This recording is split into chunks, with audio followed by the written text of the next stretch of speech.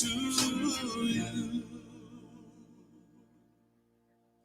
Good morning, and welcome to Claremont Center for Spiritual Living, which is part of the International Centers for Spiritual Living, whose vision is a world that works for everyone. I'm Reverend Mary. Reverend Tracy's just taking a little vacation, and we'll be back next week. So today, I'm just excited. Because playing with us, we have our practitioner, Patty Powers. And of course, we have Jeff, our wonderful Jeff, on the piano. And we have Rhonda and Larry Jackson with us to honor us with their music. Yes, wonderful, wonderful. So with that, we're going to light our candle. And the theme for this month is prosperity. There it is.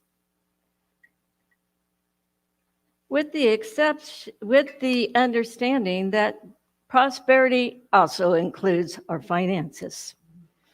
And we'll talk a little bit about that in a little while. But before we get started with that, let's get settled.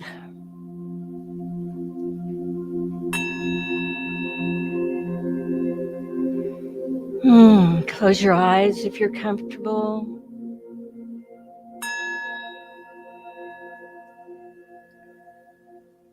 Take a deep breath and release the morning busyness.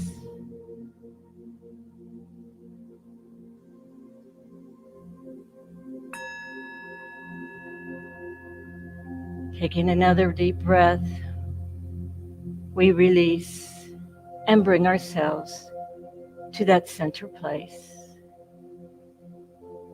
where we know all is well.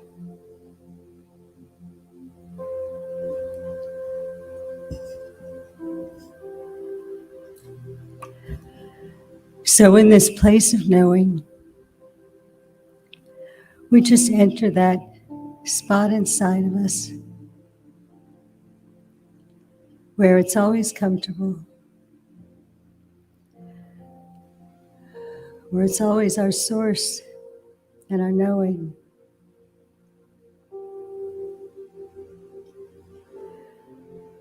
And in that spot, we know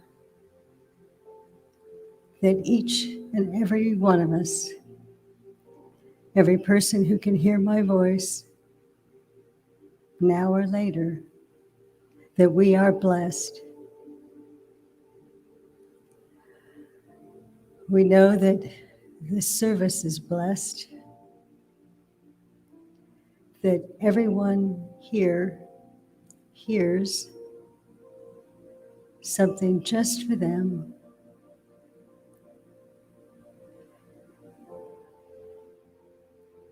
Because there's only one of us speaking and hearing and knowing.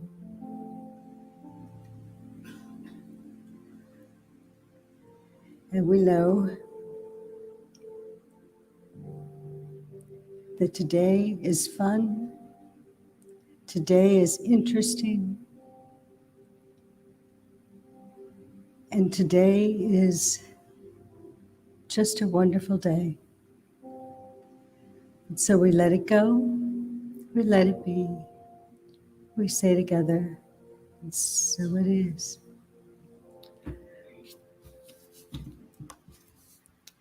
So my reading today has changed 3 times. And what it is right now, what it has turned into, is a reading from the Science of Mind magazine from July of 2020. And it's a writing by Dr. Petra Welds called The Question, to Give or Not to Give. And it's about the law of circulation.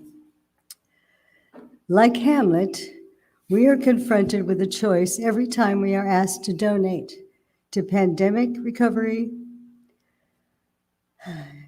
or receive an email from our favorite charity, or listen to spiritual leaders talk about tithing. The question to be or not to be a giver, a committed tither, or someone who generally shares good fortune. Unlike many spiritual traditions, Science of Mind does not believe that giving will get you into heaven, or that not giving means that you will not be loved by God. Science of Mind does not teach to give until it hurts, or that giving makes you a more spiritual person than receiving does.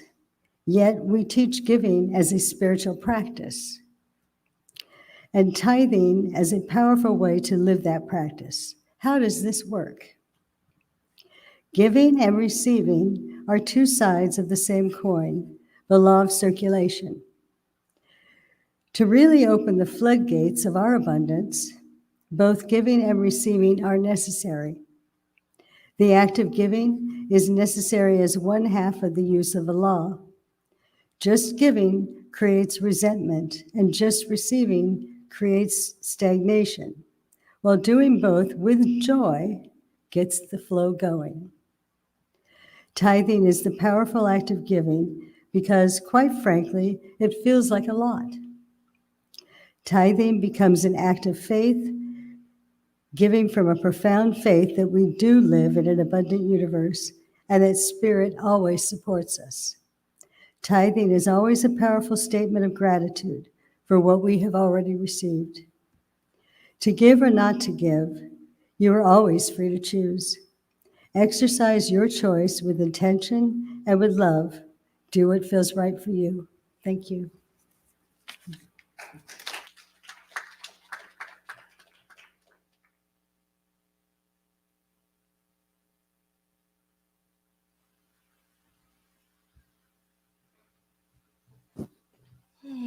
Good morning. It is always wonderful to be here, as it is this morning. We have a couple of new tunes to share with you this morning. This first one that we're going to do is called When I Take My Time.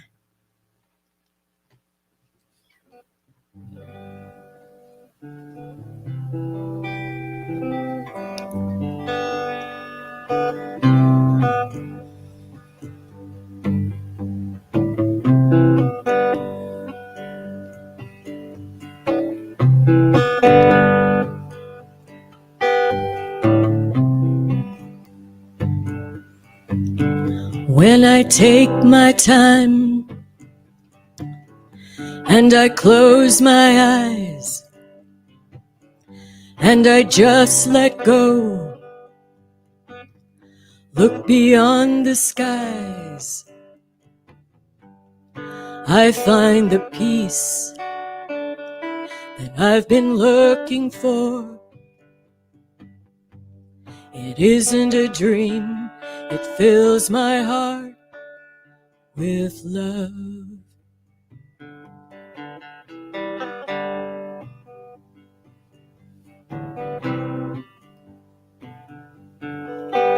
Then I see the world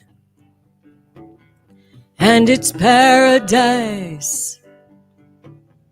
I'm so thankful for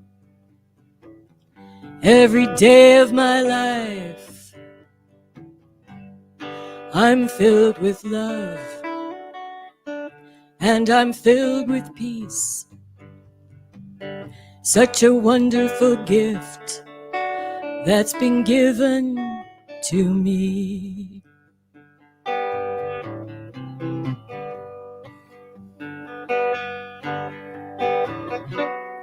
I can't help but shed a tear. Life's so beautiful and we're all here, filled with love that we can share. When I close my eyes, I feel the love that's here.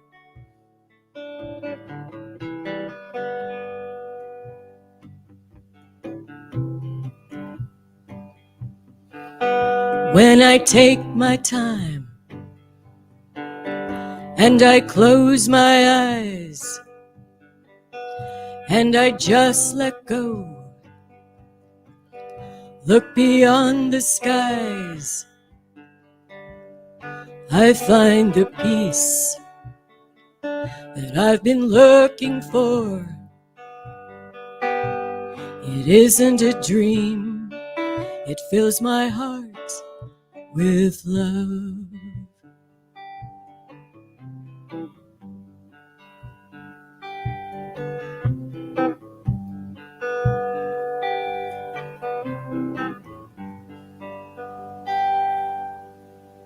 Thank you.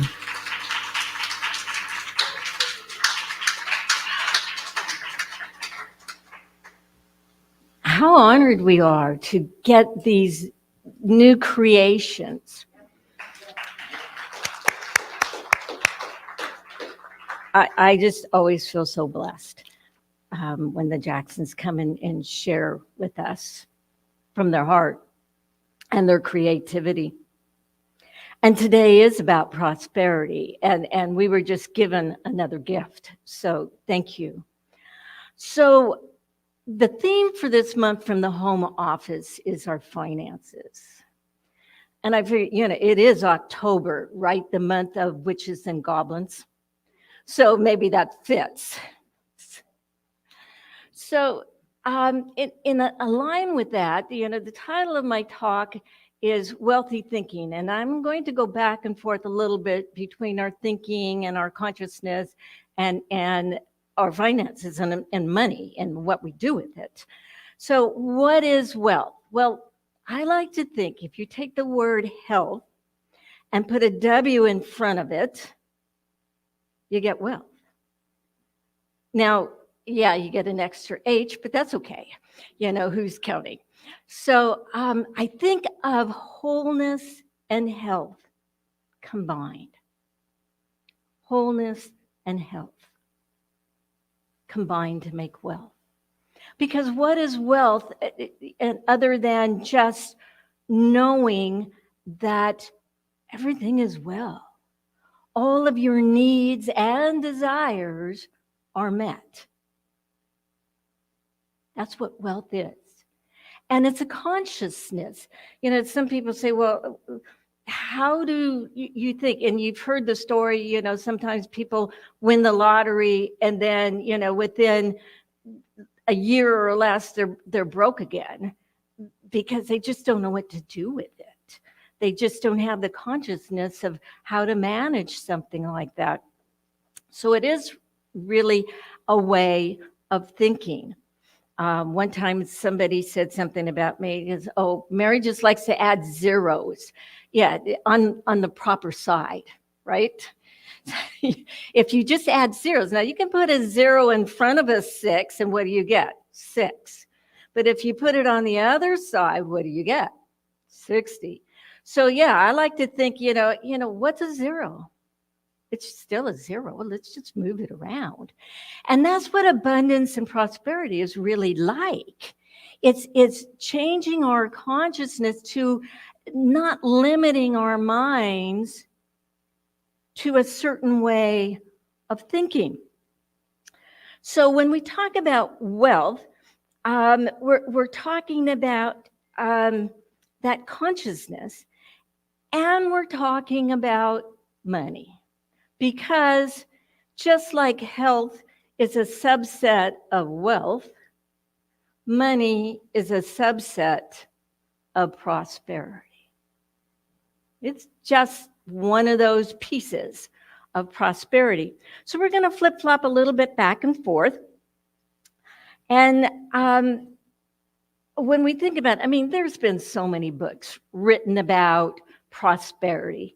And some of them come at it from, a financial point of view. Suze Orman, has books, and there's Think and Grow Rich and all that kind of thing. And they approach it from a money aspect. And then there's our spiritual leaders who look at prosperity from more of a consciousness point of view. There's Edwin Gaines and Eric Butterworth, Deepak Chopra, and our own Ernest Holmes. And what's the commonality? The commonality, there's a key, and it's gratitude. Because whatever we're grateful for, we're putting attention on, right? And whatever we put attention on is what grows. So if you look at it in terms of gratitude, let's look at what prosperity means. Prosperity means to flourish, to succeed and flourish. Now, on an economic point of view, it's to succeed and flourish in production, distribution, and consumption. And spiritually, it's just all of it, because we know on a spiritual level, it's all one. It's all the same thing. Everything's included. So it's to flourish and succeed. Now, when I think of prosperity, I like to think of it the flow, like a river flowing. Okay? Now, you can stand on the riverbank and watch the flow. You can stand there and kind of hold on and dip your toe in, right? You can kind of wade in the water, but hold on to a rock or a tree or whatever to keep you from getting unstable and moving. Or you can go with the flow. You can jump on in and float down the river and watch the beautiful scenery as you go. It's a choice. It's a choice in where we're going. So if we dive deeper into this, Eric Butterworth says that we swim in a sea of substance just like a fish swims in the ocean. Now, does the fish go around saying, I'm thirsty, I'm thirsty? But we do kind of do that. We swim in the sea of goodness, and we talked about abundance. And last week, Reverend Tracy, towards the end of her talk, kind of got into a little bit of abundance, and God is our source. And if we believe that we are surrounded by source and supply, yet we're still hungry. We're still going, I'm thirsty, I need more. Or what if I don't have enough for tomorrow? Forgetting that this sea of substance, this good, is never ending. So in science of mind, we call it a mental equivalent, which mental equivalent is no more than how much can your brain understand or get into or embody. Now,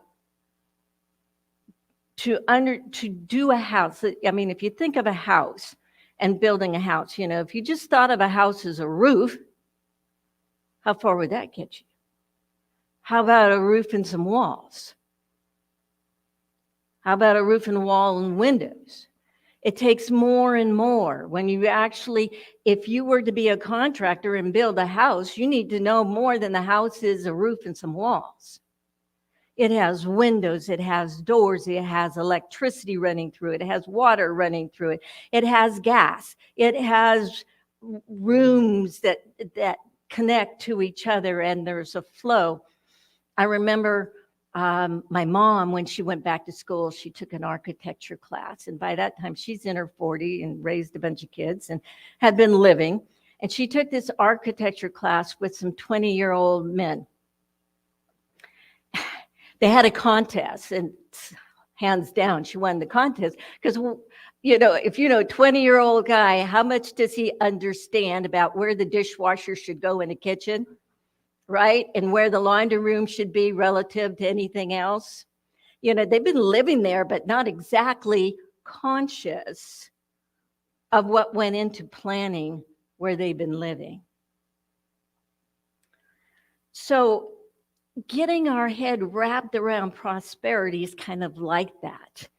We have to start exploring and looking at the different aspects of it and looking at our mind and saying, yeah, I use this stuff, but, am I aware?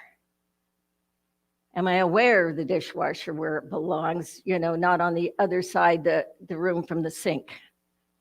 Am I aware of where I put my money and what I do with it and how much is coming in and how much is going out and where it's going? Am I aware of these things?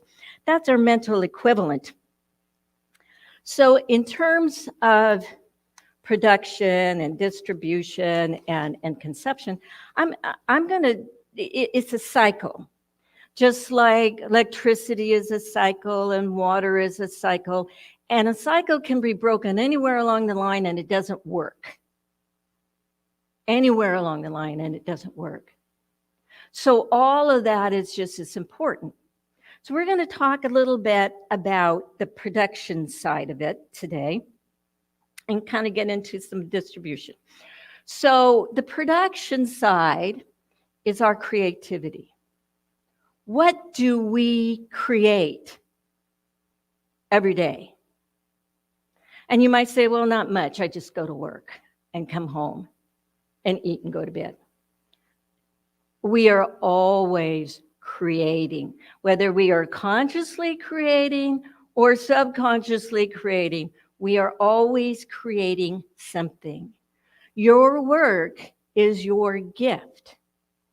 And you can give it sloppily, unconsciously, or you can give it with intent and with yourself and your own passion and your own accent. So we're always creating, but what do we create? In this cycle, a lot of times we talk about the law of attraction, and I bring, I attract, and I kind of think, a law of attraction, I'm a magnet, bang, bang, bang, bang. And they say, well, you only want the good stuff. Okay, how do I filter out the bad stuff so I'll only, have all this stuff running to me that's good? I like to think of the law of radiation is much more reflective, pardon the pun, of what it actually is about at this end. The law of radiation is the world out there is a mirror, and what we radiate out is reflected back. It's our own mirror, and what we're radiating out is reflected back. Now, you may say, for instance, I don't like what's being reflected back. That person was rude to me. I wasn't rude to them. They were rude to me. How did that happen? Well, there's a couple of different things. Perhaps you've been being rude to yourself. And the reflection coming back is just your own rudeness to yourself. Or perhaps you really have been rude to that person in your mind, tearing them to shreds, but you didn't say anything. So you don't accept that you've done anything because you did not say it out loud or act on it out loud. The thing is, the universe can read your mind. So it really doesn't matter if you say it out loud. Whether your rudeness is to yourself or to somebody else or the world in general. There's an old song about me and you against the world. I mean, what's we're going to reflect back with that kind of an attitude? Whether you sing it out loud or you're just thinking it. So, if we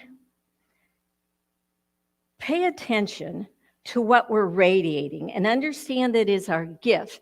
Now, it doesn't mean that we're responsible when we're at work for everybody else's mood. So if we go into work, we decide, okay, I'm going to radiate love. And you get to work and you're co-employees are grumpy. It is not your responsibility to change their mood or their decision, but it is your responsibility on what you put out. We don't need to be people pleasers, but we do need to be principle pleasers.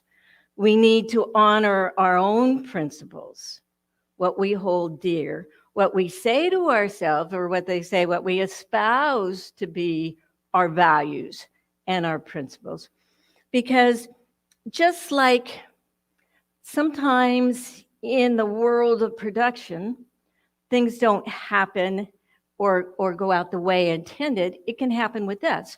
For instance, when the scientists learned how to split the atom, they were thinking about creating an energy source for us to live off of. They weren't thinking about it turning into a bomb that killed people and leveled cities. They created something good. It got used for something, but their intention was there. And then how often do we say, okay, my intention is unconditional love, yet we try to control everybody we love? That comes over as a hostile takeover, right? It doesn't come out with the intention of love. And another one I think of, we have this thing, I want to empower people as long as they do what I want when I want. Okay, there's some loose bolts and nuts in that kind of alignment.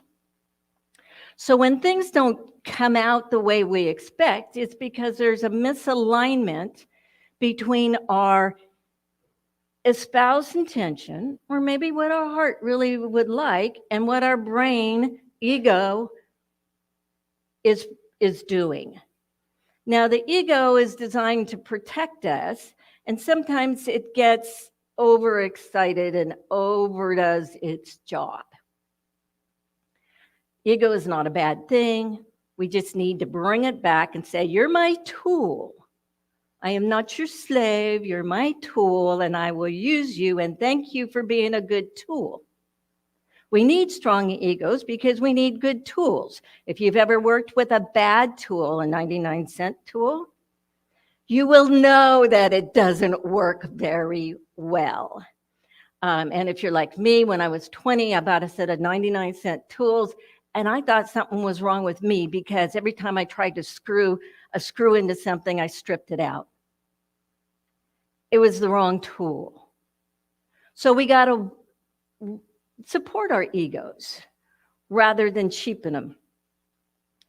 So we can create unintentionally, or we can create intentionally.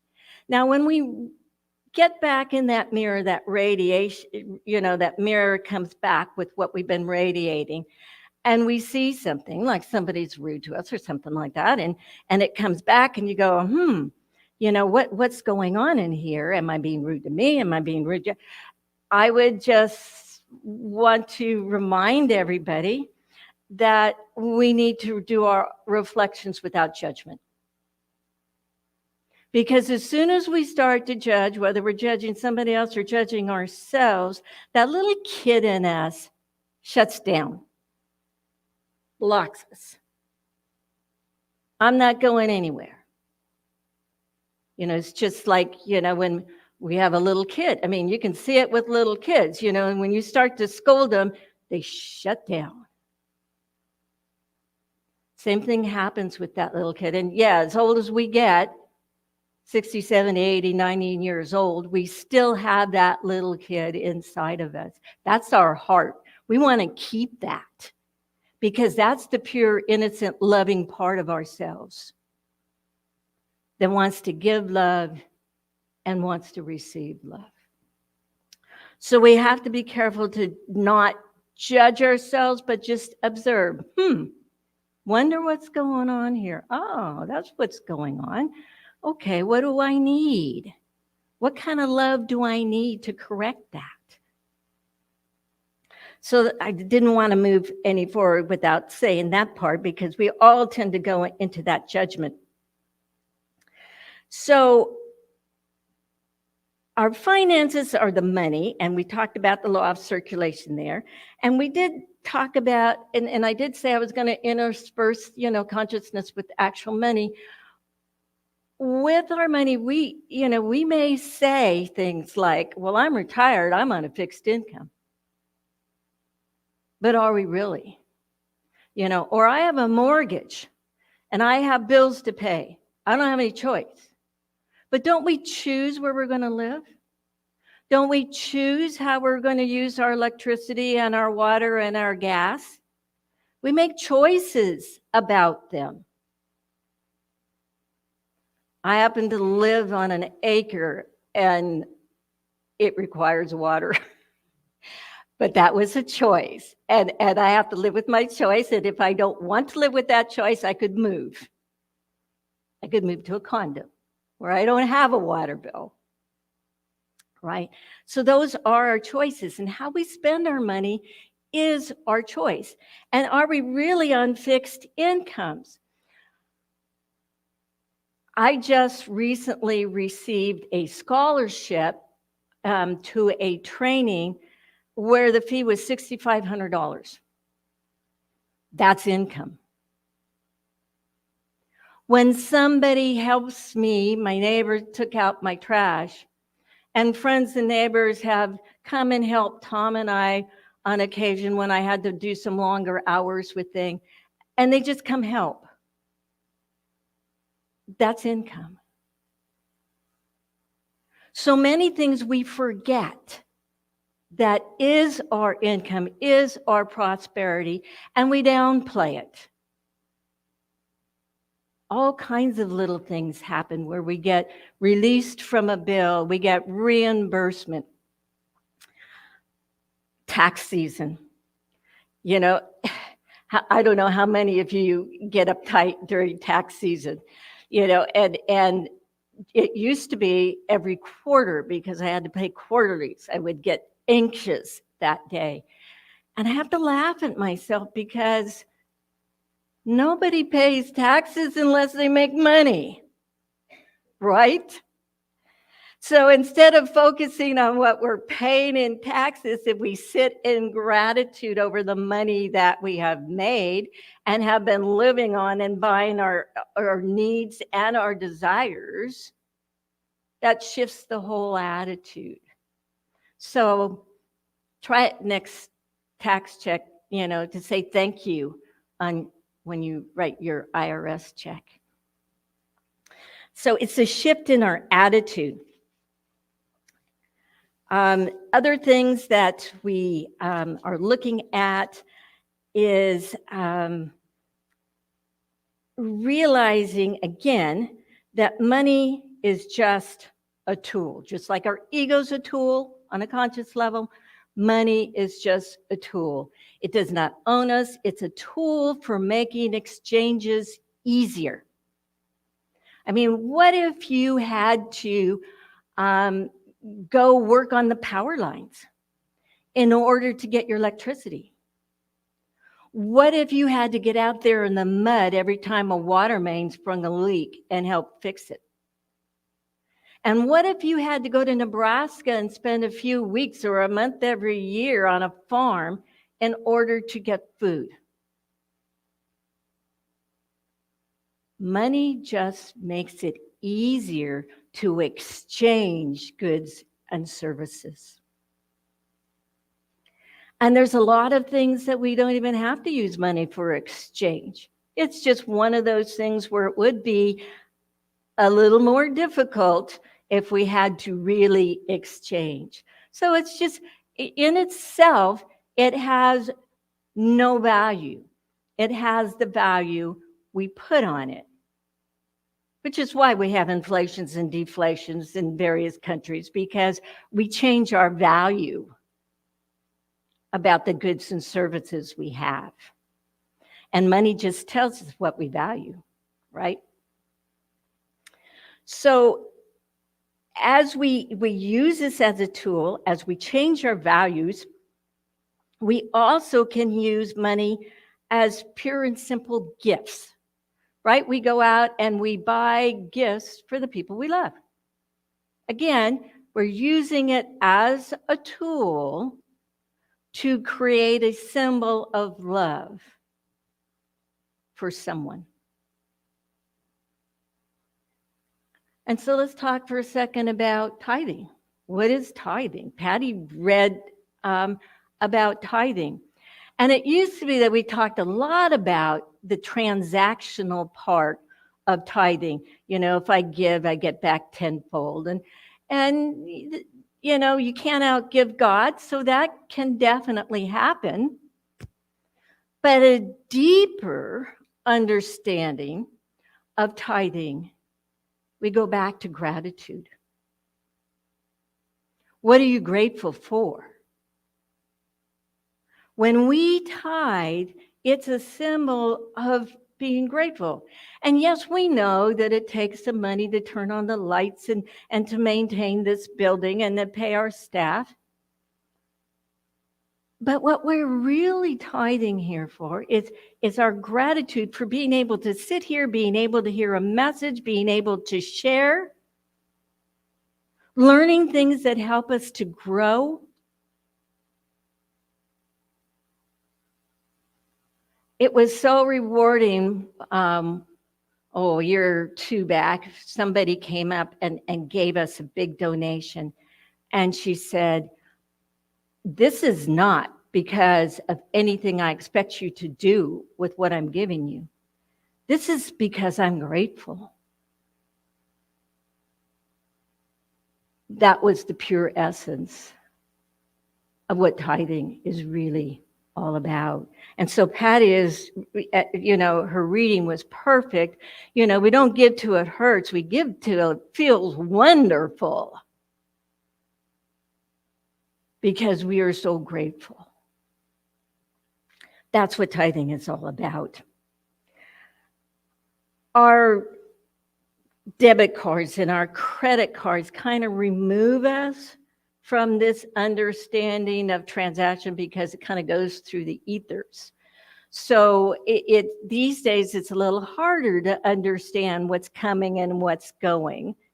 So we have to be more aware. And there's other things in our world that create that distance also. The more virtual everything becomes, it's more of a challenge to us on a consciousness level too, to be aware of our impact, be aware of our gifts, and realize that what we do here ripples out beyond the person next to you, beyond your family, beyond your coworkers. It continues to ripple out. And with the internet, more and more and more of that is true. The world is shrinking and we're becoming a smaller place. So the consciousness that you have yourself in this moment is your gift to this whole world, not just your immediate world, although it is that too. You've heard the story of the two men working on the railroad. It's so pertinent for this. You know, Jim and John start working in their 20s laying track for the railroad. 20 years go by and John has sort of disappeared, but Jim's still laying track. And one day the limo pulls up and the suits get out. If you've done construction, you know the suits are all the higher ups. They get out and lo and behold, there's John in the suit. And Jim looks at John and goes, "I know you. You started here with me. How the heck did you end up there? I'm still laying track and you're riding around in a limo." And John said, "Because it wasn't a job for me. It was my career. I gave it my heart. I gave it myself." And the prosperity just follows. He reflected a greater vision. And that greater vision came back. So that's the law of circulation at work. It's the attitude about what we do. It's prosperity. So when we share our gifts, we have we can have a transactional mindset of, I'm putting in my 8 to 5, I'm putting in my 8 hours, and I'm going to get my paycheck, and I'm punching out at the end of the day. Or we can give it our all. There is a book called The 4 Pivots, and the author is Sean Ginwright. And the first pivot we've been talking a lot about, it's moving from lens to mirror, moving from seeing the world doing to me to seeing that mirror reflecting back to me. And we've been talking about that. And the second pivot is moving from a transactional relationship with those around you to a transformative relationship. Are we doing an eye for an eye? Or are we stepping above? Are we doing the 50-50? Or are we giving 100% without measuring what somebody else is doing? I know a lot of times we think about money as dirty money and people who have a lot of money as evil. And when we pay those taxes, we say, well, so-and-so, didn't pay as much as I paid, and they're doing this and they're doing that. What difference does it make? What they do, they do. What you do, you do. And we know there is an abundance. And whether they pay a lot or they pay a little, and how much is a lot to them and how much is a little to them, doesn't affect the abundance, because there's always more. And it's our consciousness that creates the distribution. It's how we share ourselves that creates that. So we can move out of that judgment into sharing our gifts, into that transformational where we rise above. Where is my consciousness?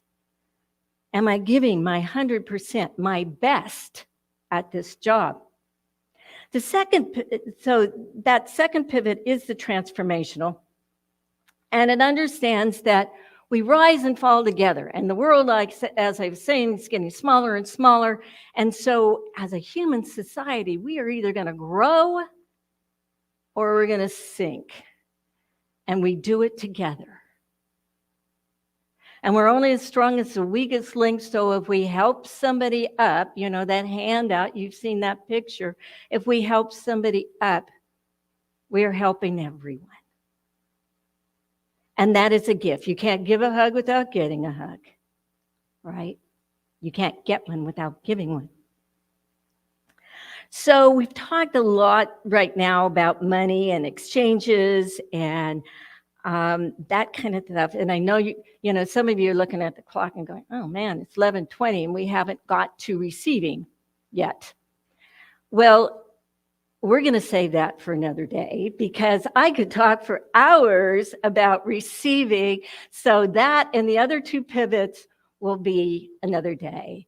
And today, I just invite you to think about your production, your creativity. What are you putting out there? What is your gift?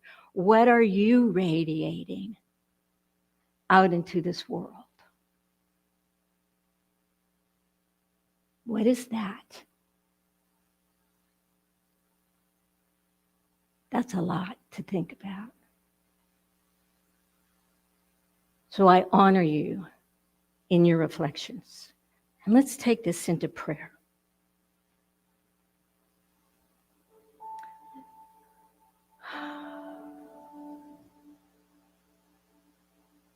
Because that prayer is simply an alignment with our spirit.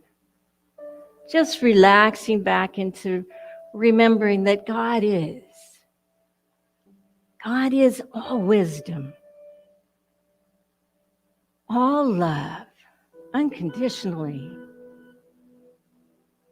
God is a prosperity, abundance, infinite.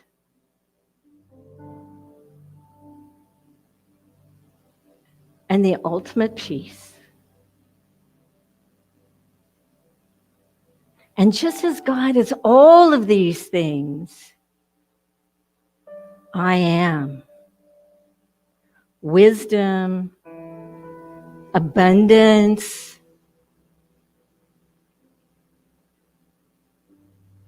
my life is prosperous because God is prosperous and I am one with God. I radiate that perfection of spirit within me. I radiate those principles of love and peace and joy, because it is who I am.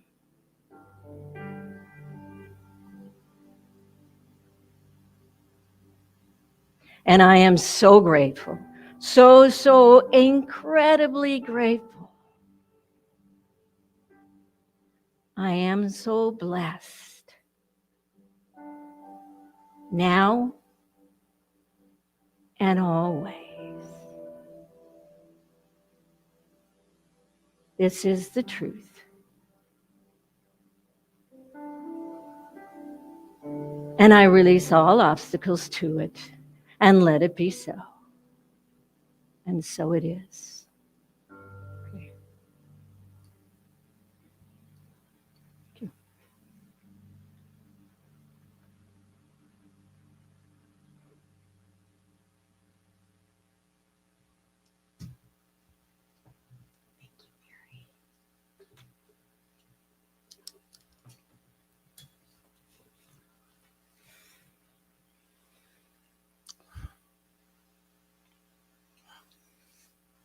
That's wonderful. Thank you.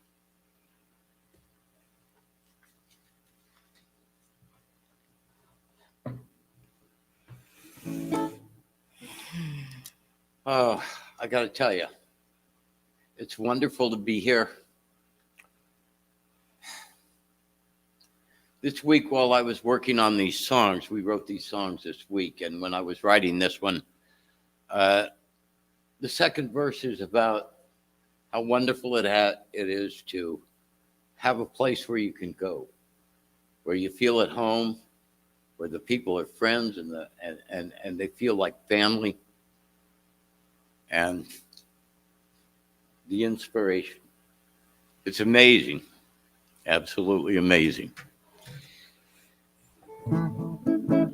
Anyway, this is about, I feel good. How do you guys feel? Do you feel good? All right. Well, maybe you could help me out a little bit with this. If it gets going and you should feel inspired to tap your foot or maybe clap your hands. I know that, a while back we were afraid to do anything because we were all wearing masks and but now we can all kind of join together in energy. And anyway, so I'll play this and see how it works out. It's hard to know whether to wear your glasses or not. I never know if I see better with them or without them. But we'll find out.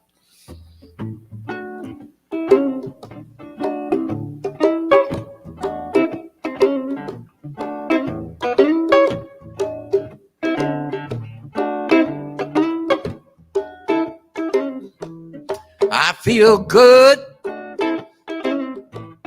I feel fine. I feel the spirit all the time. And I feel love. And I feel light. And I know everything's gonna be all right. I have been given the miracle of life, and I'm so grateful I can't help but smile.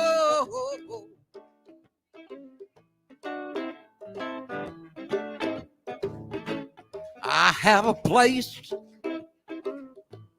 where I can go, where Spirit leads me. It feels like home. It's filled with family. It's filled with friends. And I feel welcome every week to come back again. I have been given this miracle of life, and I'm so grateful. I can't help but smile. Oh.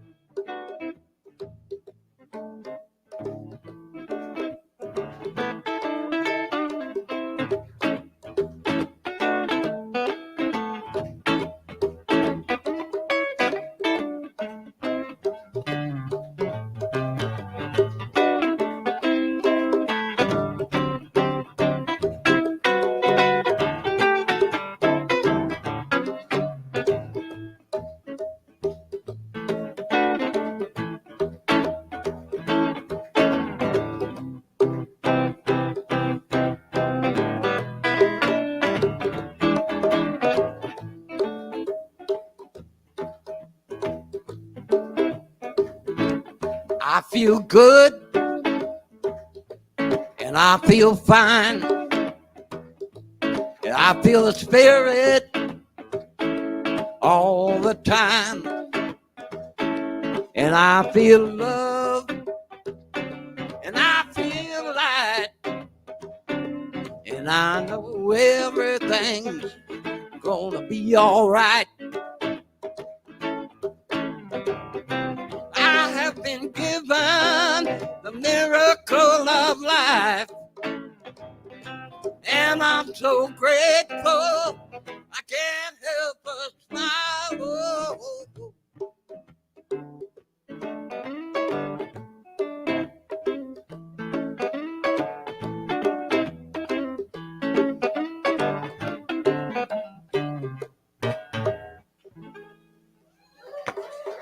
Thank you. Wow.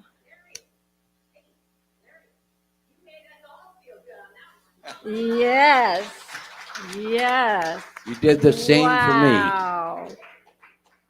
That was wonderful. Wonderful. Thank you.